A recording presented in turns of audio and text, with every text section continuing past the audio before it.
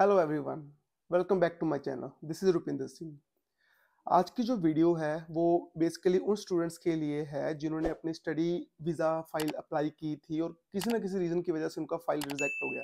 और जो आज की वीडियो वो बेसिकली पर्पस ऑफ विजिट की एसओपी के लिए है कि how to write SOP for purpose of visit, कि आप अपने आप को कैसे क्लियर करें इमिग्रेंट ऑफिसर को कि आपकी जो विजिट है वो क्लियर है, आप सिर्फ स्टडी के लिए वहाँ पे जा रहे हो, वहाँ पे सेटल होने के लिए नहीं जा रहे हो। या फिर कई बच्चों की उस बिहाफ पे रिफ्यूजल आ जाती है कि आपके कोई फैमिली टाइज है या फिर फाइनेंशियल है। तो ये सारी चीज़ें आप इस वीडियो में कवर करें कि how to write a SOP which describe purpose of visit, कि आपकी पर्पस ऑफ विजिट क्या है।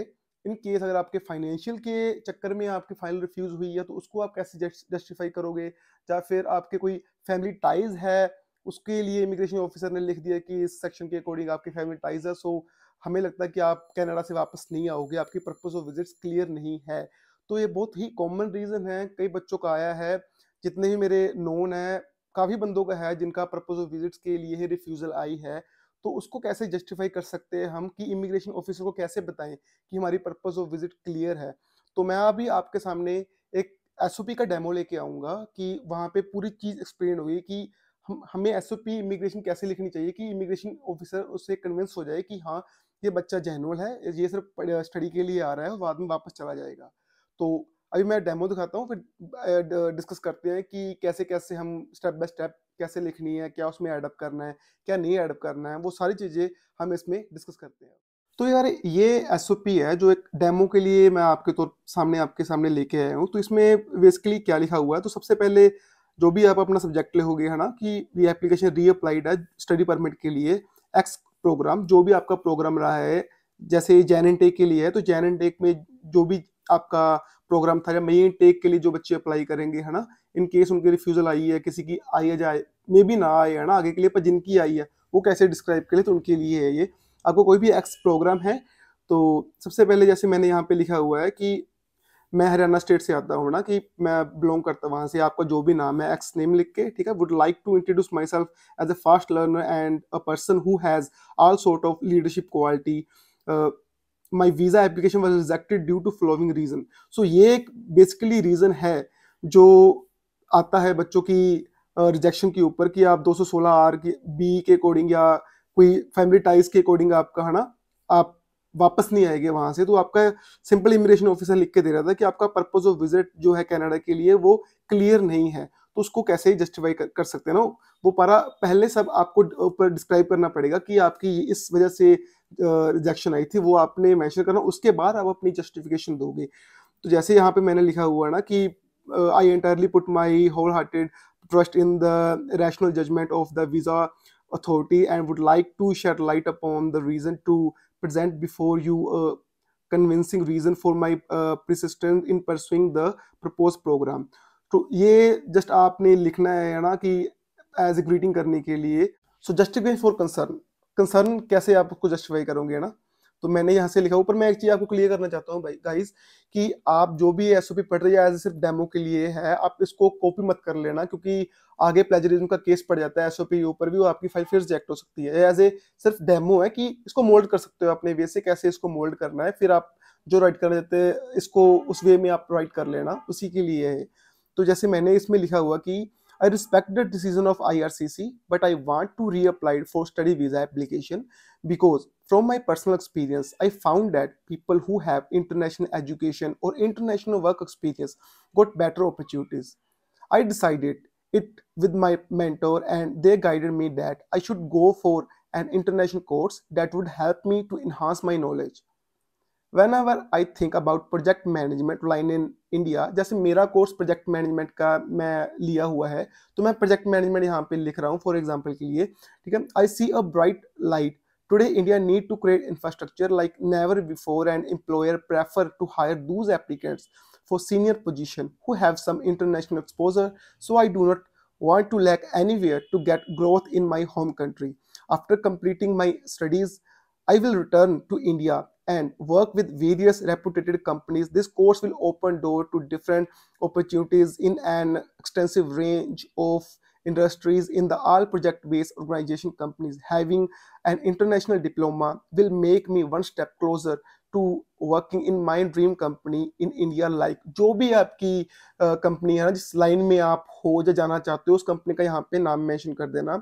Moreover, management skill like negotiation strategy, business analytics also give me chance to understand more about my family's business, through which I can help my father to enhance my family business more effectively. Hence, I am quite confident in building a bright future in India by completing this program. So यहाँ पे आपने पूरा ही इस चीज को elaborate कर दिया है कि मैं वहां पे क्यों जाना चाहता हूँ, वहां पे कोर्स लूंगा, मेरे इंडिया में आके इन कंपनियों में रिक्वायरमेंट होगी, ठीक है. मोर ओवर मैंने ये चीजें मेंशन करती कि प्रोजेक्ट मैनेजमेंट लेने से मैं अपने फैमिली बिजनेस, अपने पापा के जो बिजनेस है उसमें भी मदद कर सकता हूँ, उसको एनहांस करने में मदद कर सकता हूँ. तो ये चीजें आपने सिर्फ उस पैराग्राफ को डिस्क्राइब करने के लिए लिखी है जो आपका रिजेक्शन के लिए आया था, तो उसको आपने यहाँ पे डिस्क्राइब कर दिया है. और फैमिली टाइज के लिए भी आ जाता है, तो उसको हम कैसे है ना लिख सकते हैं, तो वो भी चीज मैंने यहाँ पे मेंशन की हुई है. I have strong emotional ties with my family and I recognize that I have a good number of responsibility toward them which I have to fulfill under all circumstances with enthusiasm and respect. Apart from that, my father owned residential land and commercial land in India, which is worth a hefty sum of money. आपका कोई भी हो सकता है, जैसे मैंने यहाँ पे लिख दिया कि कमर्शियल लैंड है, कि मेरे पापा खुद का बिजनेस है, तो मैंने कमर्शियल लैंड एडअप कर दिया है. आपके पापा का जो भी बिजनेस है उस वे में आप उस चीज को ऐड कर सकते हो. This immobilized assist will eventually pass on to me, and to be responsible for them I would need to be in India. My family have provided me with the best of everything, and we have a very strong and warm bond.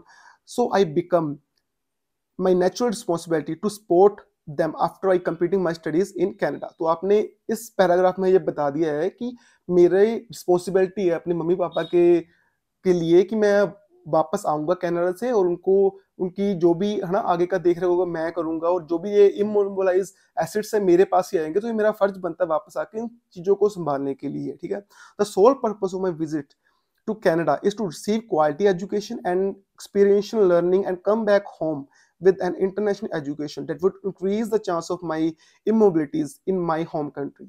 I am a very emotional person and I cannot imagine myself life away from my family. I will return to India after my studies, so I keep supporting my family personally. तो ये आपका family ties का वाला para है, जहाँ पे आप family ties को डिस्क्राइब कर सकते हो कि इन केस आपकी फैमिली टाइज के लिए आपका रिजेक्शन आई है, या दोनों पर्पस के लिए आई है. थर्ड है economic ties.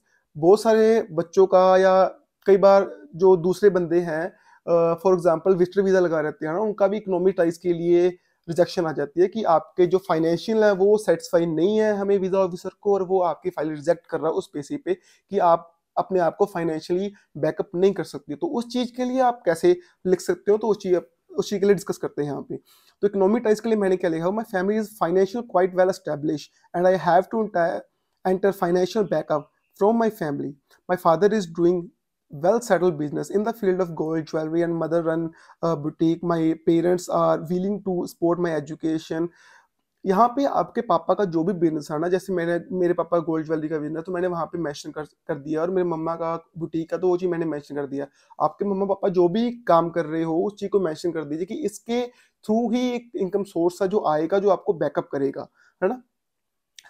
Also, I have already paid the first year tuition fee to the college with worth X, जो भी आपने है ना ट्यूशन आपकी फीस है, and have purchased GIC which is 10,000 Canadian dollar to cover my living expenses in Canada. For other expenses, my parents are supporting me morally and financially, and have saved a hefty amount. So there will be no financial burden on me while staying there.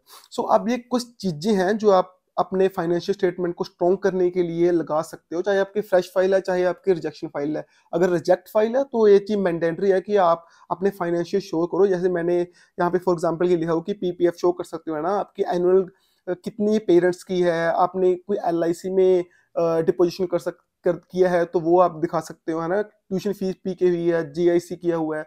और जो visitor visa के लिए बंदे हैं उनके लिए बता दूं कि वो इसमें आपके जो होम का जो भी आपने करवा रखा ना उसकी वैल्यूएशन डलवा लीजिए, जो आपकी शॉप है उसकी वैल्यूएशन डलवा लीजिए, ठीक है.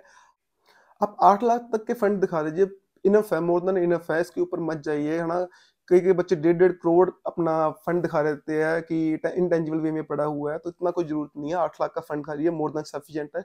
कुछ चीजें ऐड करते जाइए, बहुत है। आप अपने फाइनेंशियल स्टेटमेंट स्ट्रॉन्ग दिखा सकते हैं आप अपने वीजा ऑफिसर को। तो ये 3 चीजें थी जो मैंने कवर करनी थी यार, कि आपका अगर फैमिली टाइज की वजह से आया हुआ, या पर्पस ऑफ विजिट्स के लिए आया हुआ, या फाइनेंशियल स्टेटमेंट के लिए आया हुआ, तो ये 3 चीजें हैं जो आप अलग अलग वे में ऐड कर सकते हैं इन केस जो भी आपका रीजन है रिजेक्शन का। तो ये चीज सारी ऐड करके आप वीजा ऑफिसर को सेटिस्फाई कर सकते हैं कि मेरे पर्पस ऑफ विजिट ये है।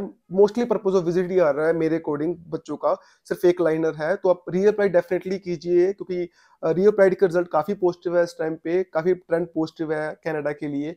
सो रीअप्लाइड कीजिए, कुछ चीजें एडअप कीजिए, आपका 8 लाख का फंड शो कीजिए, थोड़ा बहुत चीजें जो आप ऐड कर सकते हैं वो आपकी LIC है, PPF फंड है, अगर आपने सेव किया हुआ है, मम्मी पापा की ITR पक्का लगाइए। अगर आप एक वर्किंग पर्सन थे या है, तो आप अपनी ITR डेफिनेटली ऐड कीजिए कि ये मेरा फाइनेंशियल स्टेटस है इंडिया में, और मैं अपने आप को कैसे बैक कर सकता हूँ। तो ये सारी चीजें थी जो आप एक SOP में कवर कर सकते हैं। बाकी सारा आगे तो आपको पता ही है ना, कि कनाडा क्यों जाना चाहता हूँ, कनाडा मेरे लिए ड्रीम कंट्री है, XYZ। आप कुछ भी ऐड कर सकते हो, वो आपकी जो पुरानी SOP है एज दोस्त, उसको रहने दीजिए। पर जो मेन चीजें हैं जो आप ऐड कर सकते हो, ये यही थी कि ये सारी चीजें आप ऐड करके आप वीजा ऑफिसर को सेटिस्फाई करवा सकते हो कि ये मेरा पर्पस ऑफ विजिट आने का है, और मैं यहाँ से पढ़ के वापस जाऊंगा।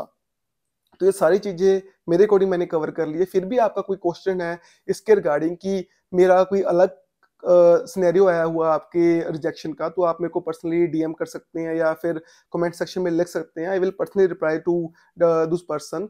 सो hope you all like this video and keep supporting me, and stay healthy.